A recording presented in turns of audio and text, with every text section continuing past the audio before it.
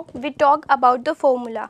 Okay, secondary structure of protein में हमारे पास में 4 स्ट्रक्चर थी. Ribbon, 3/10 helix, alpha helix and pi helix. उसमें हमने बोला कि रिबन को हम बोलते हैं 2.27 helix, 3/10 helix, 3.6 13 helix and 4.4 16 helix. Now हमने बोला था कि इस ग्रुप के बारे में हम बात करेंगे कि हमने 7, 10, 13 और 16 क्यों लिखा. इसके लिए हमारे पास क्या होता है कि 7 डिनोट करेगा कि जैसे ही हमारा बॉन्ड का फॉर्मेशन होगा सेकेंडरी स्ट्रक्चर में, जैसे ही हमारी हाइड्रोजन बॉन्डिंग होगी तो हाइड्रोजन बॉन्डिंग जितने एटम्स के बीच में फॉर्म हो रही है, हाइड्रोजन बॉन्डिंग फॉर्मेशन में जितने एटम्स इंक्लूड हो रहे हैं, that is the number of these atoms 7, 10, 13 and 16. इस हाइड्रोजन बॉन्डिंग के फॉर्मेशन के लिए हमारे पास में एक फॉर्मूला होता है जो कि हर हेलिक्स के लिए डिफरेंट होगा. लाइक रिबन के लिए हमारे पास फॉर्मूला होता है n+-2 एंड दैट इज़ 1. अब हम बात करेंगे n+-2, दैट मीन 1 + 2 3. इसका मतलब क्या हुआ कि जो 1 वाला अमीनो एसिड है वो 3rd वाले अमीनो एसिड के साथ में बॉन्डिंग का फॉर्मेशन करेगा, हाइड्रोजन बॉन्ड का फॉर्मेशन करेगा, और उस बॉन्डिंग में टोटल नंबर ऑफ एटम्स जो इंक्लूड होंगे वो होंगे 7. उसी तरीके से अगर हम बात करें 3/10 हेलिक्स के बारे में, तो 3/10 हेलिक्स में भी सेम पोजीशन आएगी 1 + 3 दैट इज़ 4. यानी कि first amino acid 4th amino acid के साथ में हाइड्रोजन बॉन्डिंग करेगा और नंबर ऑफ एटम्स उसमें कितने होंगे 10. ये हम अभी स्ट्रक्चर बनाएंगे, उसमें हम देखेंगे कि नंबर ऑफ एटम्स हमारे 10 क्यों हैं, 7 क्यों हैं, 13 क्यों है और 16 क्यों है. सेम कंडीशन 3.6 के लिए होगी और सेम कंडीशन 4.4 के लिए होगी. इसमें भी हम सेम इसका फॉर्मूला लगाएंगे n+-4, यानी कि 1 + 4 = 5.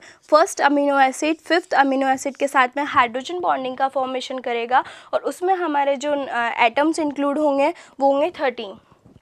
उसी तरीके से हमारा पाई हेलिक्स के साथ में होगा n+-5, 1 + 5 = 6. यानी कि first amino acid 6 amino acid के साथ में हाइड्रोजन बॉन्डिंग का फॉर्मेशन करेगा और नंबर ऑफ एटम्स जो कि हाइड्रोजन बॉन्डिंग में इंक्लूड हैं वो है 16.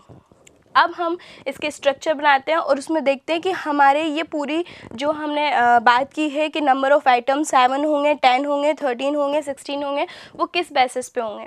रिबन का फॉर्मूला हमारे पास में होता है 2.27. ओके, 2.27 में हमें क्या करना है, 2.2 का मतलब होता है कि जो हमारा 1 टर्न होगा, 1 टर्न में हमारे पास में 2.2 अमीनो एसिड्स आने चाहिए.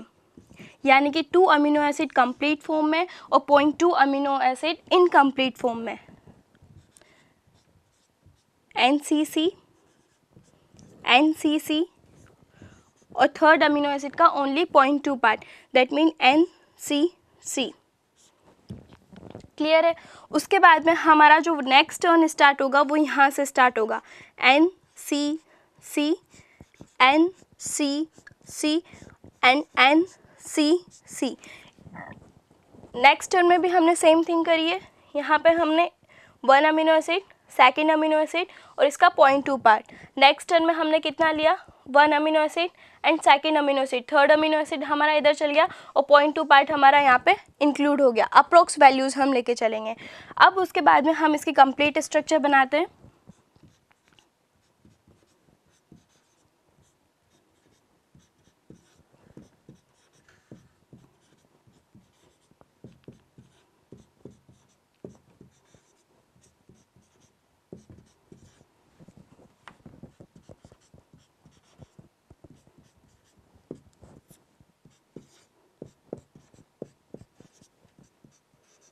पूरा हम इसको फिलअप करेंगे.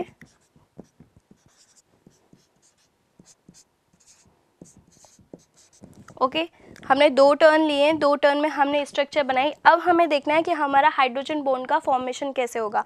हाइड्रोजन बॉन्ड के फॉर्मेशन के लिए प्रीवियस अमीनो एसिड का कार्बोक्सिल ग्रुप और नेक्स्ट अमीनो एसिड का जिसके साथ में वो हाइड्रोजन बॉन्ड करेगा उसका हम अमाइनो ग्रुप रहते हैं। यानी कि फर्स्ट अमीनो एसिड का कार्बोक्सिल ग्रुप और ये जिसके साथ बाइंड करेगा उसका हमारा अमाइनो ग्रुप। तो हम बात करें रिबन के लिए, रिबन के लिए हमारा क्या हो जाएगा N+-2 यानी कि 1 + 2 = 3, यानी कि फर्स्ट अमीनो एसिड हमारा बाइंड करेगा थर्ड अमीनो एसिड के साथ में, that is first, second and third amino acid. First amino acid, second amino acid and third amino acid.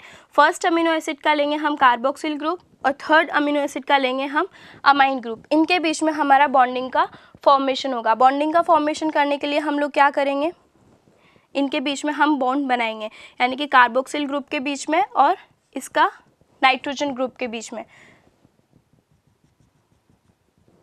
That is hydrogen bond. Hydrogen bond क्या करके जाता है कि hydrogen must present between the 2 electronegative atoms. Hydrogen bond formation के लिए हमारी situation होती है कि हाइड्रोजन जो है 2 इलेक्ट्रोनेगेटिव एटम्स के बीच में प्रेजेंट होना चाहिए, तभी हमारा हाइड्रोजन बॉन्ड का फॉर्मेशन होता है।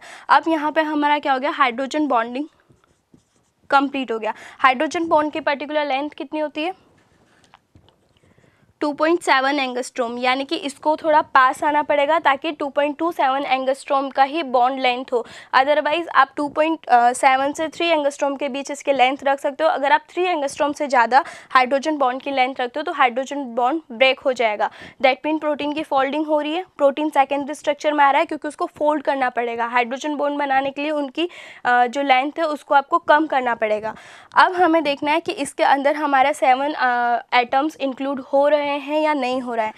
Let's count 1 2 3 4 5 6 7।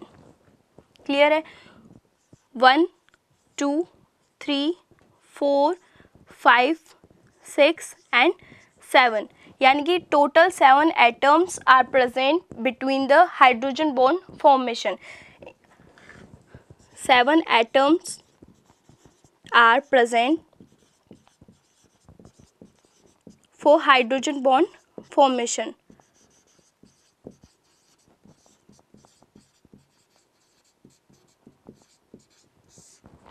That's why हमने यहाँ पे लिखा था 2.27। क्लियर है, 2.2 यानी कि 1 टर्न में हमारा 2.2 अमीनो एसिड आना चाहिए एंड 7 का मतलब है कि जब आप हाइड्रोजन बॉन्डिंग का फॉर्मेशन करो तो टोटल एटम्स का नंबर आपका कितना है, तो टोटल नंबर आपके पास में कितने 7। ये हुआ हमारा रिबन की बात।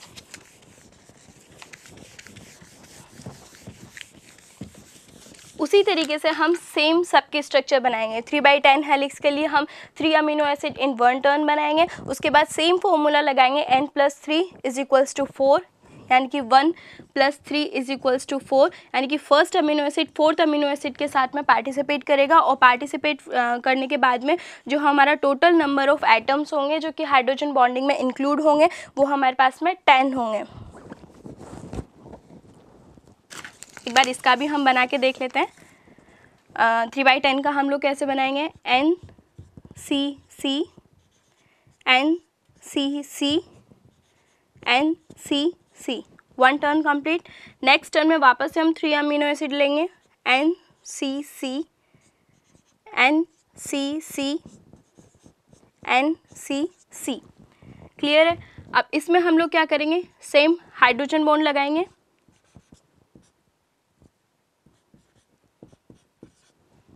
ठीक है, वही सेम जो चीज़ हम पहले करते आ रहे हैं सेम चीज़ करेंगे।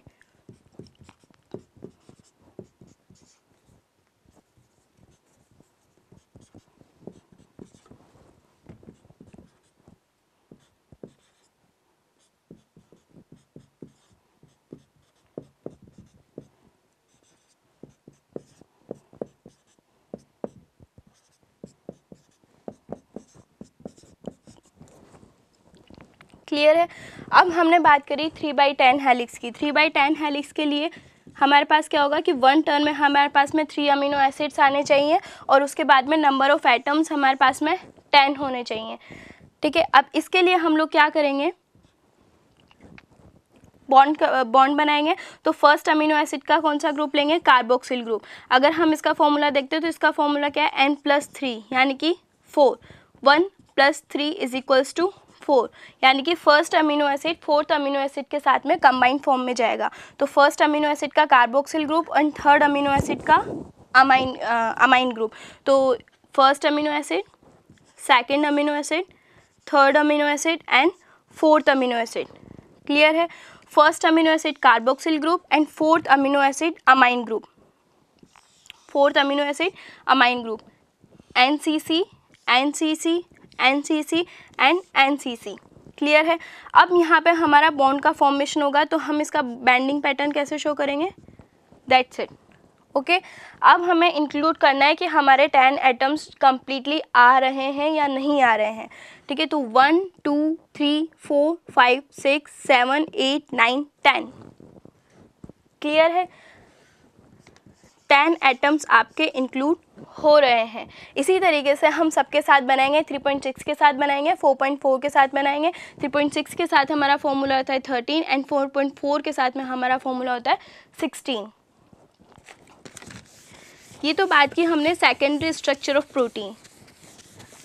सेकेंडरी स्ट्रक्चर ऑफ प्रोटीन के बाद में हमारे पास में सेकेंडरी स्ट्रक्चर ऑफ प्रोटीन में हमने बात करी अल्फा हेलिक्स के बारे में। अल्फा हेलिक्स के बाद में हमारे पास में दो स्ट्रक्चर्स और आती है, turn and beta sheet. Turn and beta sheet हमने बोला था सेकेंडरी स्ट्रक्चर ऑफ प्रोटीन में हमारे पास में कौन कौन सा इंक्लूड है, helix, turn and beta sheet. Helix, turn, beta sheet. Now we talk about turn. What is, हमने बात की हेलिक्स के बारे में। नेक्स्ट हम बात करेंगे टर्न के बारे में, जो कि सेकेंडरी स्ट्रक्चर ऑफ प्रोटीन में ही इंक्लूड होता है। टर्न का मतलब क्या होता है, अल्फा हेलिक्स के जस्ट बाद जो भी स्ट्रक्चर आएगी, यानी कि टर्न करने के लिए जो भी स्ट्रक्चर आएगी उसे हम क्या बोल के जाएंगे, turn. Turn is always present after the helix. Okay, turn is always present after the helix। यानी कि जैसे ही आप अल्फा हेलिक्स के स्ट्रक्चर बनाओगे लाइक दैट, उसके बाद में जो भी आप स्ट्रक्चर बनाओगे वो आपकी टर्न होगी। प्रोटीन के स्ट्रक्चर में जैसे ही आपने हेलिक्स के स्ट्रक्चर बनाए, हेलिक्स के स्ट्रक्चर के बाद में जो भी स्ट्रक्चर आपकी बनेगी, क्योंकि प्रोटीन की हमें फोल्डिंग करनी है तो फोल्डिंग के लिए हमें उसे फोल्ड करना पड़ेगा। ओके, तो हमारी जो भी नेक्स्ट स्ट्रक्चर होगी उसे हम क्या बोलेंगे, turn. Secondary structure of protein में जब हम टर्न की बात करते हैं तो टर्न दो टाइप के होते हैं, type first turn and type second turn. Type first turn and type second turn. Okay, type first turn किस टाइप के होते हैं कि अगर आप अमीनो एसिड्स की बात करते हो, अमीनो एसिड्स के सीक्वेंस की बात करते हो, तो आपका सेकेंड पोजीशन पे अमीनो एसिड के सीक्वेंस में सेकेंड पोजीशन पे प्रोलीन और थर्ड पोजीशन पे कोई भी अमीनो एसिड, यानी कि फर्स्ट पोजीशन पे भी कोई भी अमीनो एसिड, सेकंड पोजीशन पे आपका प्रोलीन आना चाहिए और थर्ड पोजीशन पे भी आपका any amino acids.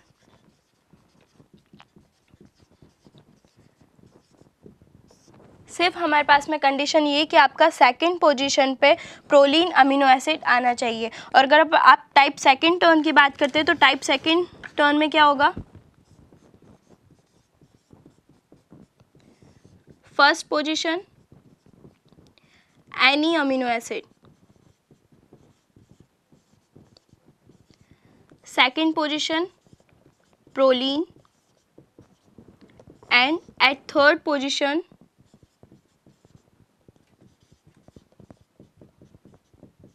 Glycine is present.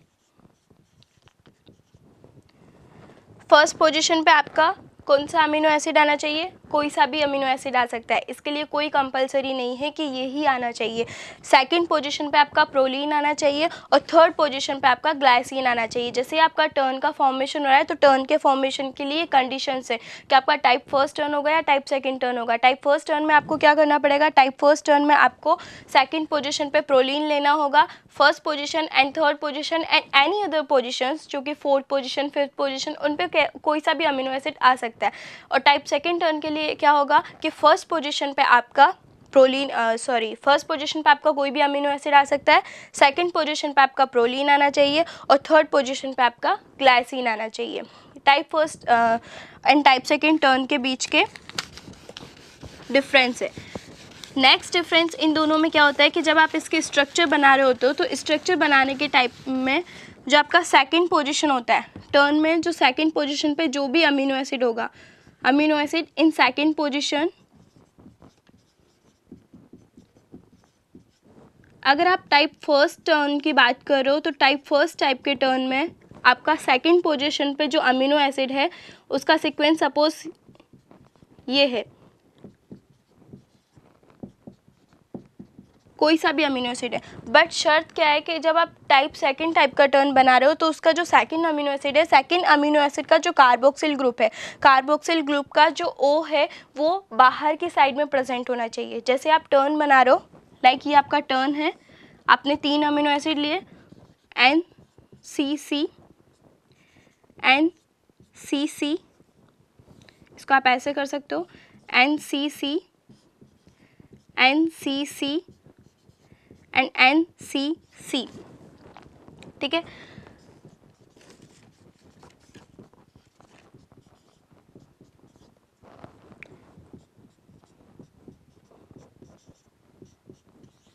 That is the main factor.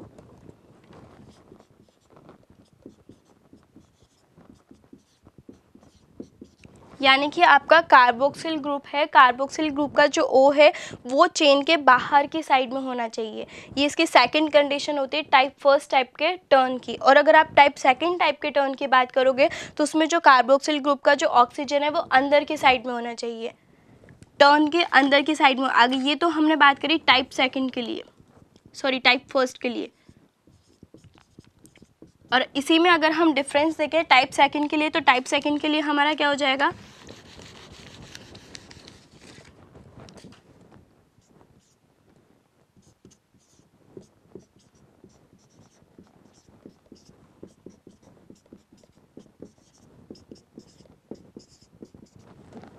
Clear है। यानी कि ये वाला ग्रुप हमारा अंदर की साइड में आ जाएगा और इसी तरीके से इस वाले ग्रुप में हमारा क्या होगा, सेम पोजीशन जो हमारे उसके साथ में चलिए। ये तो होता है हमारा टर्न। टर्न के बाद में आता है हमारा बीटा शीट। बीटा शीट को भी हमने 2 टाइप में डिवाइड किया है, पैरेलल बीटा शीट और anti parallel beta sheet.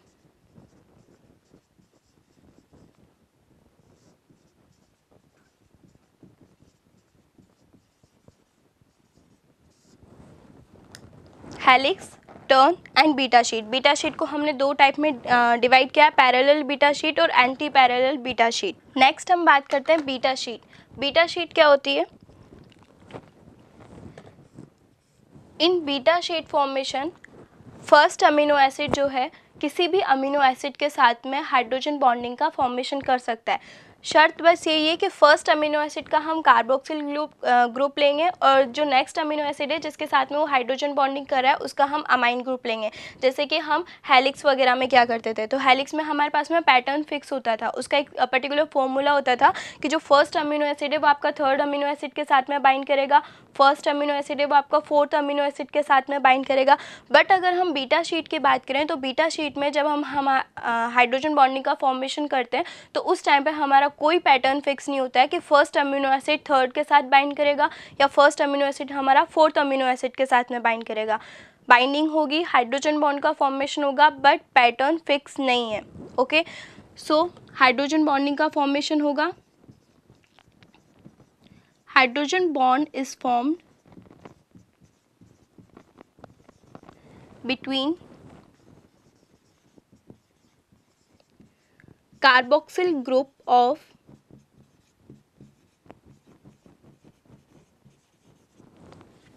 First amino acid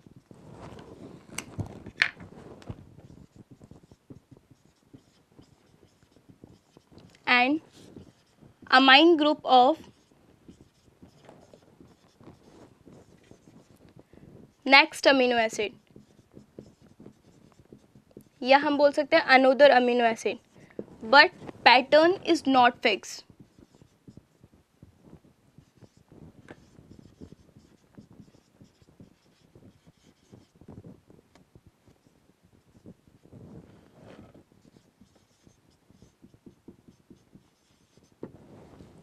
ठीक है, pattern is not fix that this particular amino acid bind with this particular amino acid, bonding होगी बट पैटर्न फिक्स नहीं है.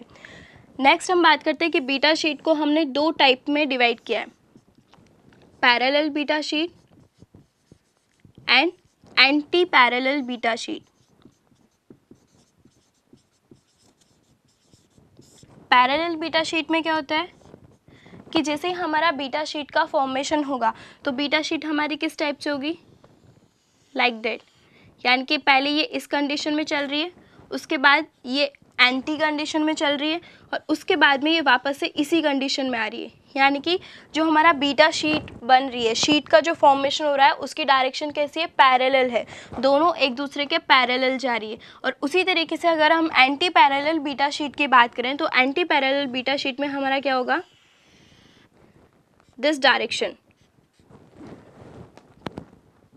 Anti parallel.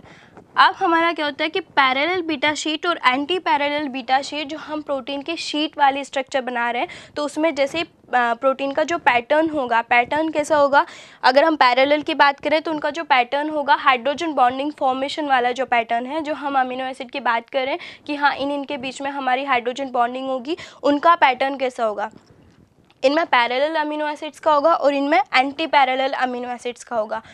Parallel और anti parallel beta sheet में more stable होती है हमारी anti parallel beta sheet in comparison to parallel beta sheet. Why not stable and this more stable, because जैसे अगर हम यहाँ पे पैरेलल का फॉर्मेशन करते हैं, हाइड्रोजन बॉन्डिंग का फॉर्मेशन करते हैं, तो हाइड्रोजन बॉन्डिंग में जो हमारा बॉन्ड एंगल होगा, बॉन्ड एंगल यहाँ पे कितना होगा, 180 डिग्री का, और यहाँ पे भी हमारा जो बॉन्ड एंगल होगा वो होगा 180 डिग्री का. बट अगर हम पैरेलल बीटा शीट में बात करें तो पैरेलल बीटा शीट में जो बॉन्ड एंगल होगा 180 डिग्री का वो थोड़ा टिल्टेड फॉर्म में फॉर्म होता है. बट अगर हम एंटी पैरेलल बीटा शीट की बात करें तो एंटी पैरेलल बीटा शीट में जो हमारा बॉन्ड पैटर्न होगा वो 180 डिग्री एकदम स्ट्रेट फॉर्म में होगा. और हाइड्रोजन बॉन्डिंग के फॉर्मेशन में ये एक सिचुएशन होती है कि अगर आपका बैंडिंग पैटर्न जो हो रहा है, अगर आपका बॉन्ड एंगल है वो टिल्टेड फॉर्म में, तो आपकी हाइड्रोजन बॉन्डिंग स्ट्रॉन्ग नहीं है. इसी वजह से हमारी जो पैरेलल बीटा शीट है वो नॉट स्टेबल होती है, यानी कि स्टेबल नहीं है. और अगर हमारी एंटी पैरेलल बीटा शीट है तो वो मोर स्टेबल होगी, क्योंकि उसमें जो बॉन्ड एंगल है, बॉन्ड एंगल जो है 180 डिग्री का, उसका बैंडिंग पैटर्न कैसा है, एकदम स्ट्रेट है. जबकि पैरेलल बीटा शीट में कैसा है, टिल्टेड फॉर्म में. ठीक है, ये बात करी हमने पैरेलल और एंटी पैरेलल बीटा शीट की. नेक्स्ट हम बात करेंगे tertiary structure of protein.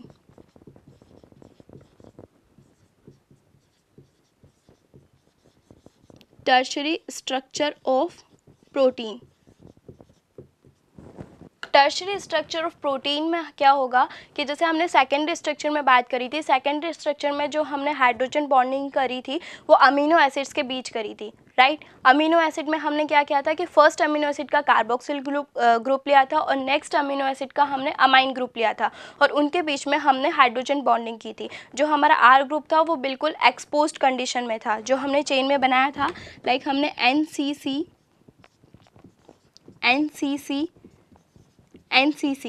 Structure बनाई थी. उसके बाद हमने देखा था HR double bond O, HR double bond O, HR. तो जो हमने बॉन्ड फॉर्म किया था वो हमने लिया था कार्बोक्सिल ग्रुप और अमाइनो ग्रुप के बीच में, और इनके बीच में क्या की थी हमने, हाइड्रोजन बॉन्डिंग।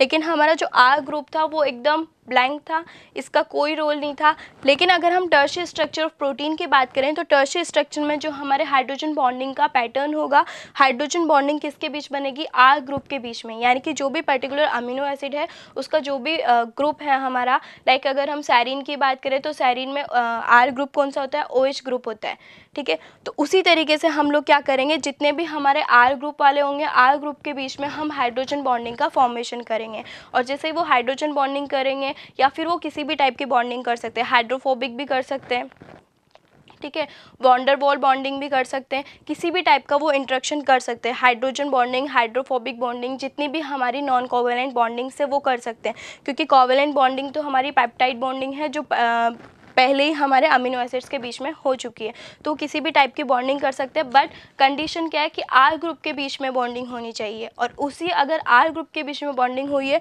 तो उसको हम बोलते हैं टर्शियरी स्ट्रक्चर ऑफ प्रोटीन। और अगर हमारी आर ग्रुप के बीच में बॉन्डिंग होगी तो ऑब्वियस सी बात है प्रोटीन और ज़्यादा फोल्डिंग स्ट्रक्चर में आ जाएगा। तो अगर हम पर्टिकुलर फोल्डिंग की बात करें प्रोटीन की तो वो हमारी सेकेंडरी स्ट्रक्चर से स्टार्ट हो जाती है। लेकिन अगर हम एकदम बेसिक फोल्डिंग की बात करें कि प्रोटीन की प्रॉपर फोल्डिंग कहाँ पे जाके होती है, तो हम बोलेंगे कि हमारी proper folding tertiary structure of protein होती है।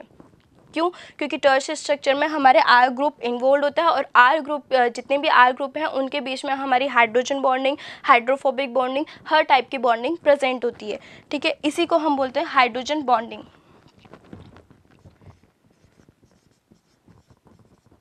Hydrogen bonding between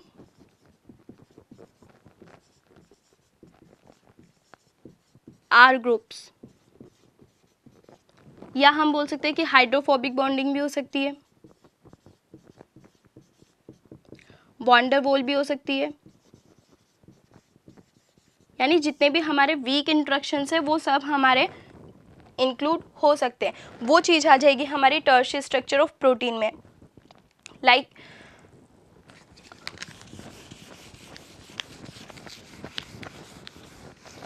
tertiary structure of protein के हमने बात करी, उसमें हमारे आर ग्रुप वाले इन्वॉल्व हैं। अगर हम क्वाटनरी स्ट्रक्चर ऑफ प्रोटीन की बात करें तो क्वाटनरी स्ट्रक्चर ऑफ प्रोटीन में क्या होगा कि जितनी भी हमारी टर्शियरी स्ट्रक्चर ऑफ प्रोटीन है जिनके सब यूनिट्स हैं, सिंगल सब यूनिट, नेक्स्ट सब यूनिट, उन सारी सब यूनिट्स को अगर आप कंबाइंड फॉर्म में रख देते हो, यानी कि सारे टर्शियरी स्ट्रक्चर वाली स्ट्रक्चर्स एक साथ कंबाइंड फॉर्म में आ जाती है, सारी पॉलीपेप्टाइड चेन्स एक साथ कंबाइंड फॉर्म में आ जाती है, तो वो बनाती है हमारी quaternary structure of protein. Next हम बात करते हैं क्वाटनरी स्ट्रक्चर ऑफ प्रोटीन, ठीक है। क्वाटनरी स्ट्रक्चर ऑफ प्रोटीन में हमारा क्या होगा कि मोर देन सब units are involved.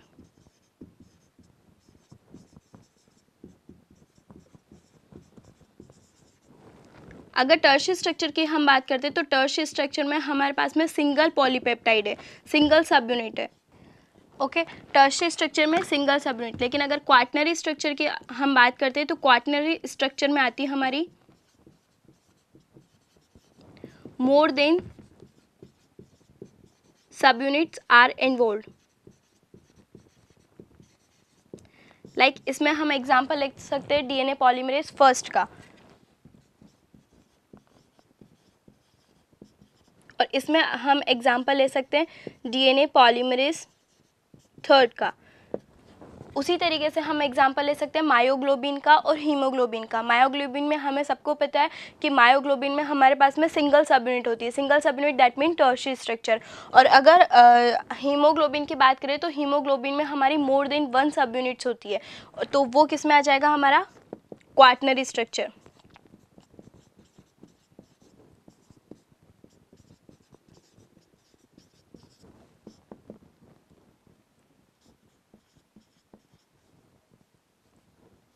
Sorry, myoglobin, और यहाँ पे अगर हम बात करें तो हीमोग्लोबिन।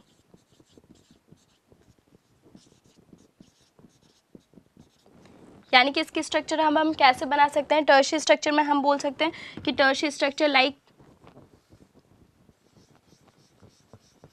अल्फा हेलिक्स, टर्न लिया आपने, टर्न लेने के बाद में सपोज आपने बीटा शीट बनाई, ठीक है।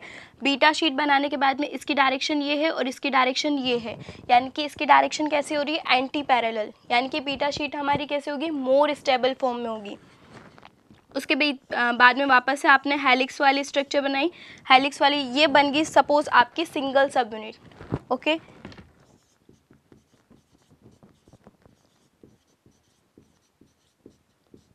यानी कि आपकी बनी टर्शियरी स्ट्रक्चर ऑफ प्रोटीन।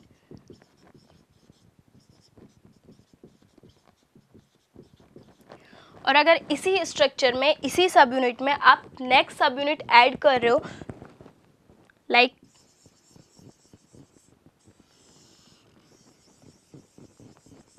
यानी कि मोर देन वन सब यूनिट, तो वो आपकी क्या हो जाएगी, quaternary structure, quaternary structure of protein.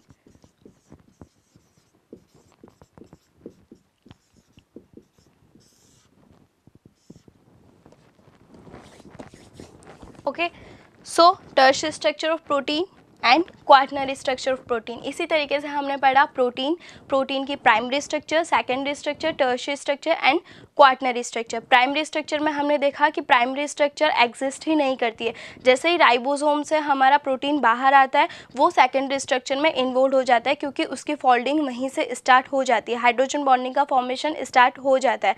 Secondary structure of protein में हमने पढ़ा हमारे पास में 3 स्ट्रक्चर होती है, हेलिक्स होता है, बीटा टर्न होता है एंड शीट होती है। हेलिक्स में हमने डिवाइड किया, रिबन होता है, 3/10 हेलिक्स होता है, अल्फा हेलिक्स होता है एंड पाई हेलिक्स होता है। टर्न की हम बात करें तो टर्न हमारे पास में क्या होता है, type first type turn and type second type turn. Beta sheet की हम बात करें तो बीटा शीट क्या होती है, parallel form and anti parallel form of beta sheet.